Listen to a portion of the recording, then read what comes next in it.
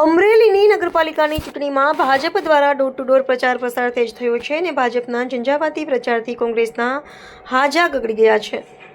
Ward number 9 ખાતે ભાજપના રેશમાબેન ભાવેશભાઈ વાઘેલા અને તેમની ટીમ દ્વારા ડોર ટુ ડોર પ્રચારમાં સરકાર દ્વારા થઈ રહેલા વિકાસના કામોને આગળ વધીને વિકાસની રાજનીતિ આગળ ધપાવવાના ધ્યેય સાથે ભાજપના ચારેય ઉમેદવારોને જંગી લીડથી જીતાડવાની હાકલ રેશમાબેન ભાવેશભાઈ વાઘેલાએ કરી હતી।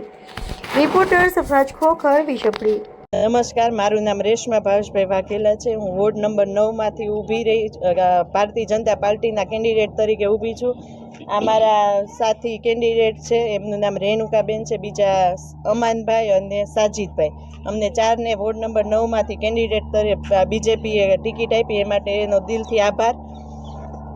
અને લોકોનો અત્યારે અમે ડોર ટુ ડોર પ્રચાર કરવા માટે નીકળ્યા છીએ। લોકોનો પ્રતિસાદ બહુ જ સારો અમને મળી રહ્યો છે।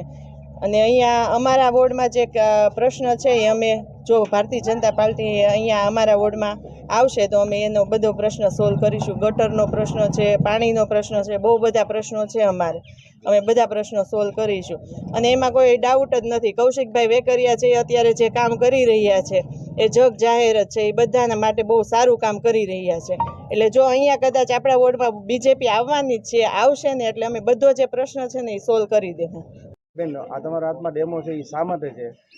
અમે જે લોકો મતદાન કરવા જાય એ લોકોને ઇઝી પડે એના માટેનું છે। આ જે છે એ ડેમો જ છે, આવું જ ત્યાં મત દેવા માટે હોય છે। 2 નંબર, 9 નંબર, 10 ને 11 ચારે અમારા વોર્ડના કેન્ડિડેટના નંબર છે, એટલે અમે એ રીતનો ડેમો તૈયાર કર્યો છે કે સામે આ બટન, આ ચારે નંબરના બટન દબાવવાના, છેલ્લે યલો કલરનું બટન દબાવવાનું, તો જ તમારો મત રજીસ્ટર થાય। એટલે લોકોને આ રીતે સમજાવીએ તો ઇઝીલી ખબર પડે, એટલા માટે અમે આ ડેમો લઈને સાથે નીકળ્યા છીએ।